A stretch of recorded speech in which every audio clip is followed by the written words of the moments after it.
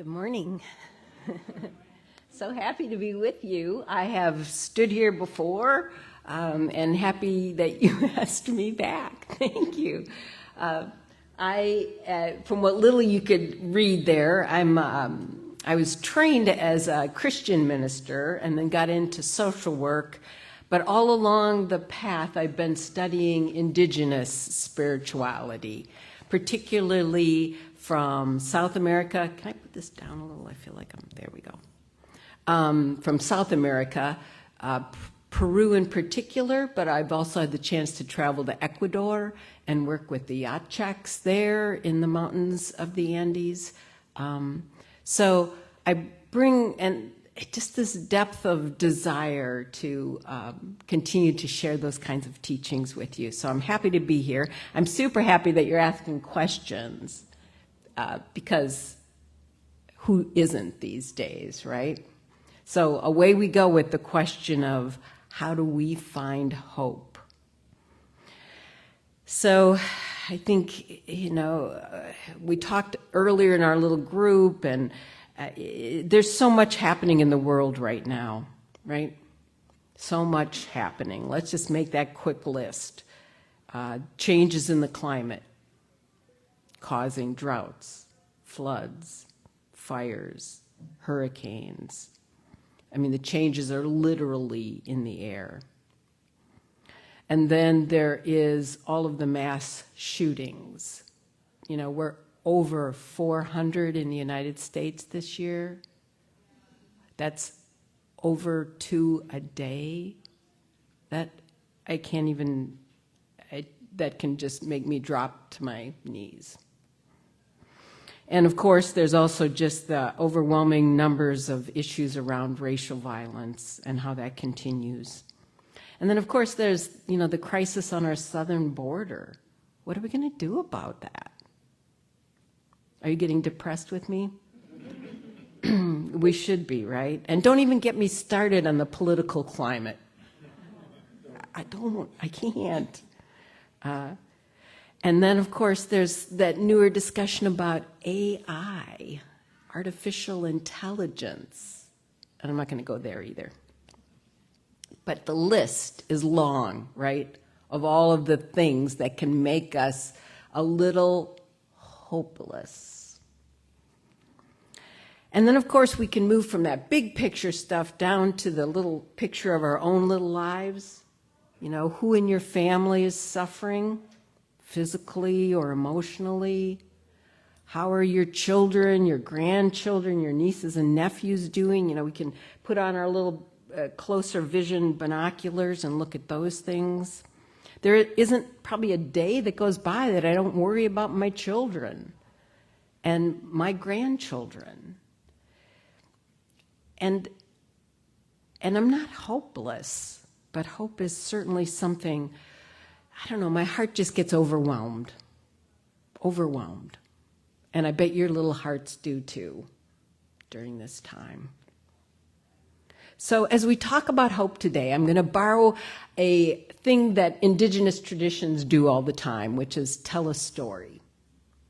And the reason we tell stories is in a tribe, you always gather at those moments where something is happening and you're trying to make sense of it.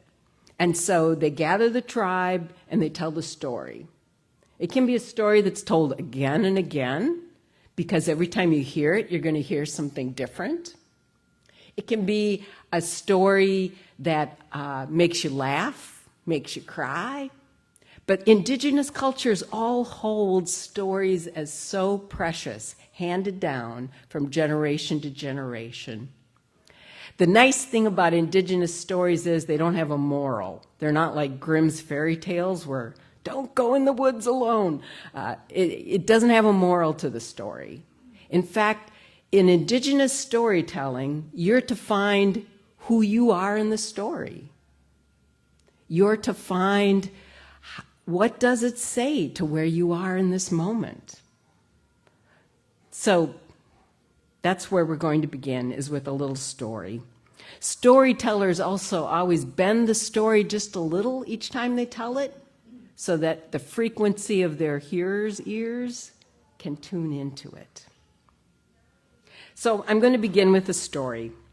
It's not extraordinary. There's no superheroes or supervillains, though I like those kind of stories. But it's just a story about a Midwestern family and their vacation in the summer of 1967. Yeah, that's my family. And we're going on vacation. I'm 11 years old.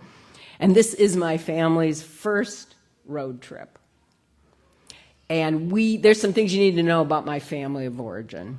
One is that we are Wisconsin farmers, which means that you milk cows twice a day, which means usually you're only gone for a few hours in the middle of a day, if you're lucky. So to go on a road trip as a family meant somebody had to come in and do our chores twice a day. And luckily that year, 1967, we had a good hired hand and a neighbor who would come and help out. So off we went on our first road trip. So another thing to know about my family is we are pretty landlocked. We live in farmland in Wisconsin. So we decided on our vacation to go to the Pacific Ocean. That's like so far away. It's also important to know that my dad would get homesick and worried sick a lot.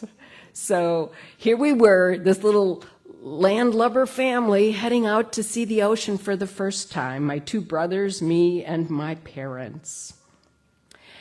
Here's another fun fact. We had never camped. And my dad, for whatever reason, decided we're going to rent a pop-up camper.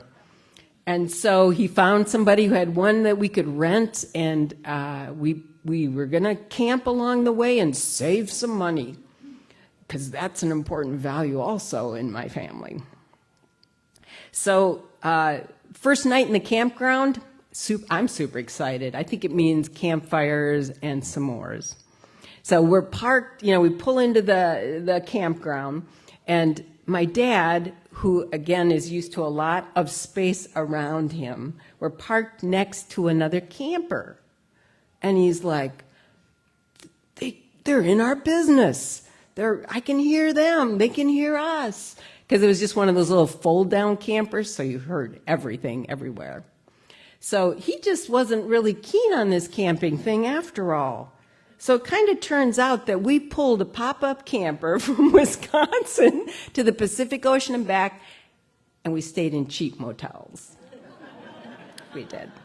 Yeah.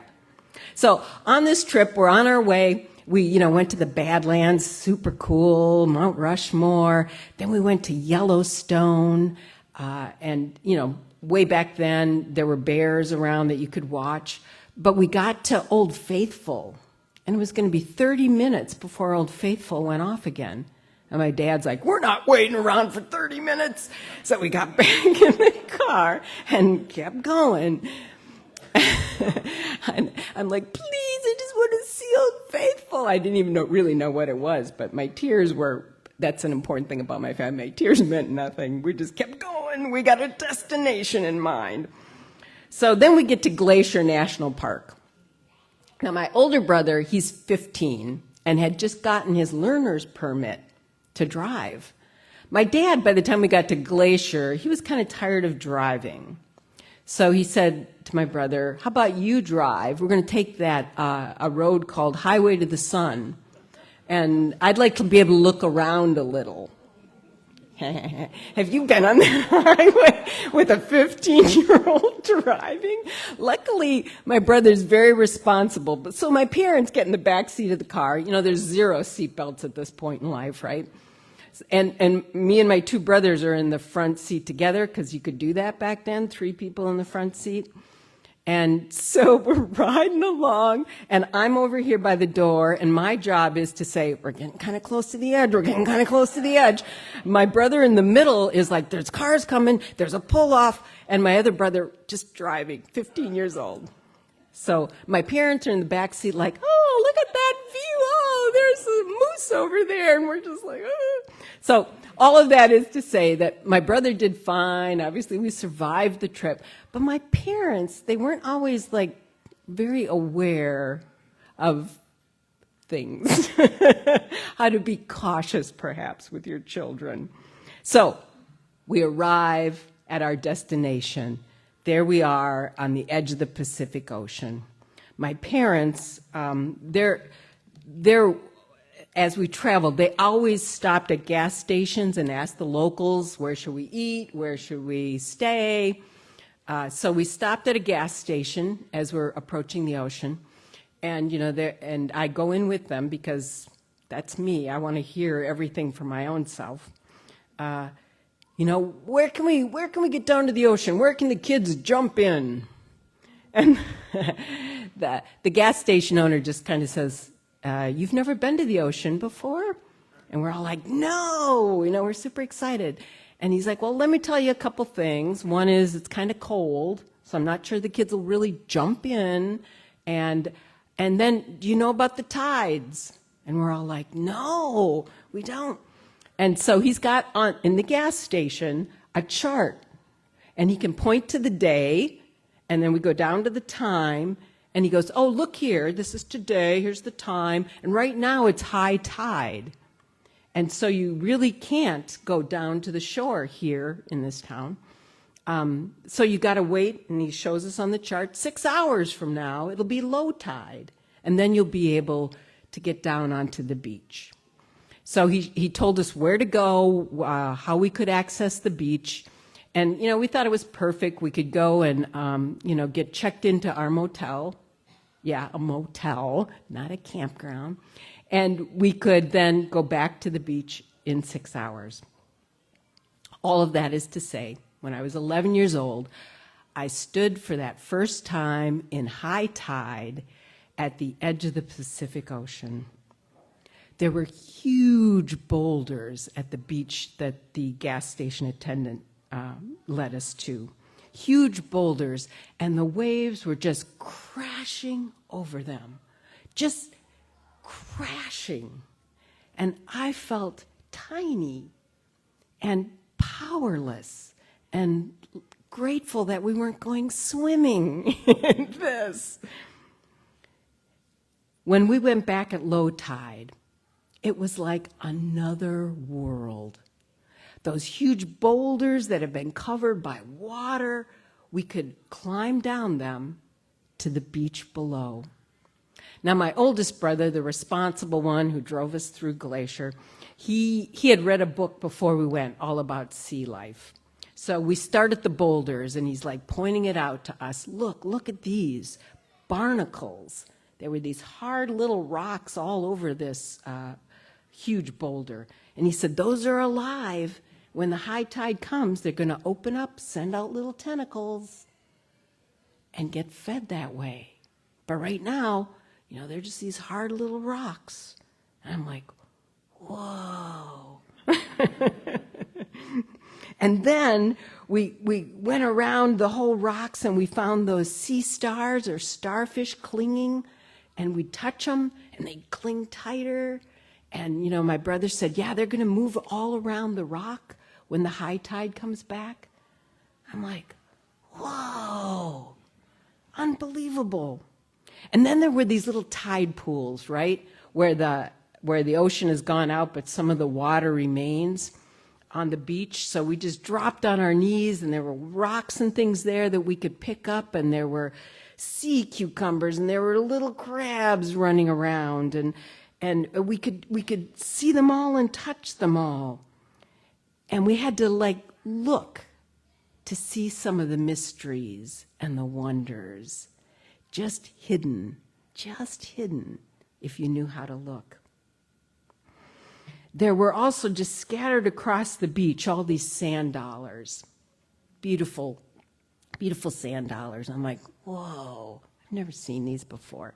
I'm like, can we take them home? Because I felt so rich, right? I picked one up, and I felt, oh, I'm the richest kid in the world. But my brother explained, no, they're alive. When the tide comes, they'll be floating, and they'll get their food. So we let them be. That was our day at the beach.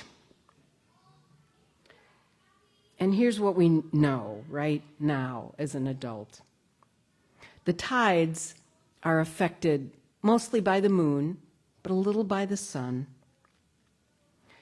The gravity of the moon pulls on the earth, and the only thing it's strong enough to pull is all of that watery stuff. And it does it twice a day in most places around the world. Twice a day the moon pulls on all that watery stuff. And since we are also mostly made of water, twice a day pulls on all that watery stuff. And this brings me to the subject of hope. Yeah, the story does have something to say about hope. If you read the little definition that was printed on your little handout, hope is a desire of some good, accompanied with a slight expectation of obtaining it, or a belief that it is obtainable. Hope differs from wish and desire in this, that it implies some expectation of attaining the good desired or the possibility of possessing it. Hope, therefore, always gives pleasure or joy, whereas wish and desire may produce or be accompanied with pain and anxiety. Hope. So this is my case for hope in the landscapes of this world that we're trying to navigate. There is a role for hope in the scheme of things. Now, hope doesn't necessarily change anything, right? If you hope, but it implies, did you pick that up? It implies an expectation of obtaining the good desired. So we all know times when hope is super hard to feel or see, right? All those times where, I don't know, you're just depressed, or maybe you're sick physically. Hope can be so difficult at those moments. It's like waves are crashing over us, and we're just a little overwhelmed by this thing, whatever it is, that's causing our hope to be diminished, like a high tide in our life. It can be a little frightening. We can't see anything but those waves that are crashing against the rocky shores of our soul, our very soul, and we feel something pulling at us, but we don't even know what. Things can feel out of control, beyond our ability to manage. So hope at those moments might not be very visible. And I want you just to think about a time in your life where that was true. Maybe it's a present time. Maybe it's one of those big picture things, or maybe it's one of those more small things in your life. But a time when hope, when life just felt like a high tide, overwhelming. But here's the truth. The low tide is coming. Tides turn. And hope shows us the way, this glimpse of something beyond the overwhelming times. Hope reminds us there's a hidden landscape just beyond what we're feeling, what we're experiencing. Hope reminds us that all kinds of life teems just under the surface, under the struggle, and that we'll be able to find it. There are heartaches and dreams to share at those times when we're not feeling submerged, when we're not afraid we will drown. Hope points the way by reminding us that there are cycles to everything. Everything. If there's one thing that I would say nature teaches us is that there are cycles. The world forgets that. You know, this busy world up here forgets that the powerful fall, that we have stuff and we lose stuff, that, you know, whatever, all of those, you know, there's Democrats, Republicans, all those dualities in this world up here. But down here in our little souls, tides change. Nature teaches us this. So hope shows the way. I'd want to add something to the dictionary if I were writing it, if instead of Webster, it was Ruth's dictionary, that there be also a noun for a person who hopes, and we're going to call him a hoper. Oh, you'd look at somebody and say, yeah, they're a hoper. Yeah, and that's a good thing. They're a hoper. So just over 7 years ago, I had one of those times where I was in high tide, overwhelmed, clinging on. I had been diagnosed with cancer, and it was an aggressive form of cancer, and there was no, you know, like, well, how's this going to work out? What's going to happen? And it is so hard when you're in those moments to really hold on to hope, right? The months of treatment, of just feeling awful, I kept trying to be strong for other people because that's what I do, but mostly I was just sad and uncertain. I just felt like, this is my life. What? So during that time, of course, I was surrounded by people who did lovely things for me. But that's one of the problems with high tide is you hardly see it. There are people navigating around you, bringing you delicious food, or sending you an encouraging note, or lovely things. But when you're just trying to hang on, it is so hard to even see those things. But I had one friend in particular who would just jot me little notes, maybe once a month. And it was on the computer, so I'd get a little email. And she was a hoper, I'll tell you. Here I am clinging on, wondering what's going to be next. And her little notes would say things like, "This will pass."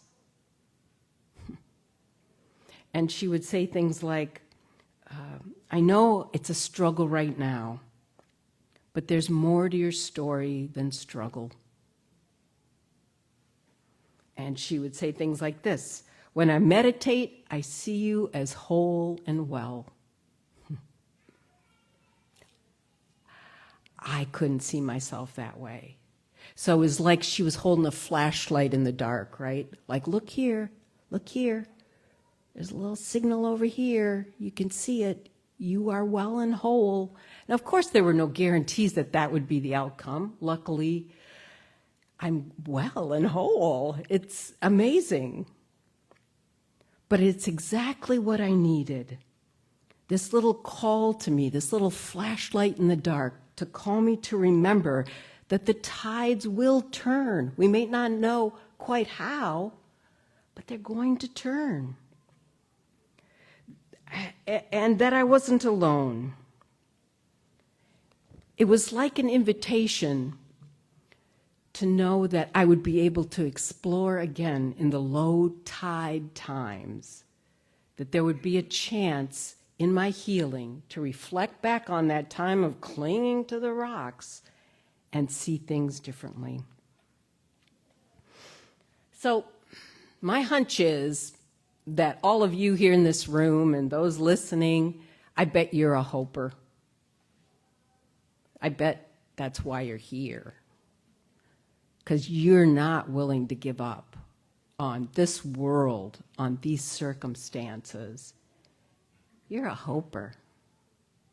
There are full, high, super tides around the world. There are endless events and struggles that can leave us all at times feeling defeated and shaken. But it's our calling to remember that something will transform if we can keep our eyes open, our hearts clear, keep our feet grounded on the earth, keep our hands busy helping someone or something. It doesn't have to be something large. It can be a little computer note to somebody that provides that hope for them. I try to practice hope each morning. I live on a farm. We have huge gardens. I spend a ton of time with the earth. So I try to practice hope every morning just by acknowledging beauty, just by breathing, just by celebrating the abundance. So I go out to my garden, and there is my zucchini plant. And I swear to you, it's this tall. And it's full, and it's bushy, and it's got huge, huge leaves. I don't know, they're not probably this big, but they look huge. My beautiful, abundant zucchini plant. And I talk to it, because that's what you do. If you're going to be a hoper, you're talking to your plants. You're grounded in the earth. So I talk to them, and I marvel at my zucchini. I say, aren't you amazing?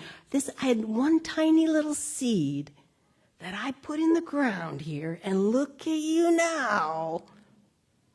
And then I take the zucchini for the day, this beautiful zucchini that I'm picking, and I wonder, is this zucchini going to get spiralized with some of my fresh, delicious, still warm from the sun tomatoes? Or is this zucchini going to become zucchini bread? And then I get to bring the extra loaf to one of my friends who needs a little hope right now. Or is this zucchini going to become a frittata? My eggs from, my beautiful chickens. You see how it works, right? From such a tiny thing comes all of these gifts of hope. I might even sneak a zucchini into my neighbor's mailbox. So while the world is swirling and crashing, I find hope in the seeds, in nature, in this understanding that tides come and go, that plants grow and diminish, that I grow and will someday return to the earth. I find such hope and peace in that. I know that my watery body is responding constantly to all of the swirling, and I know yours is too. But let our watery bodies also respond every day to the goodness that is as close as our zucchini plants. Will we ever see the change or healing in our lifetime? Who knows? But I'm a hoper. I'm going to hope that it happens. I'm going to hold that hope in my heart, work for it, and you get to do the same. If right now you're clinging to the rocks, let somebody else hope you out. Get that? Hope you out. Let somebody else hope you out. If you're at a place where you have something to give, then give it freely, unattached, knowing that that tiny seed can become something so much more. Everything is done out of that deep wisdom that there is beauty and oneness, that together we can be hopers. Thank you.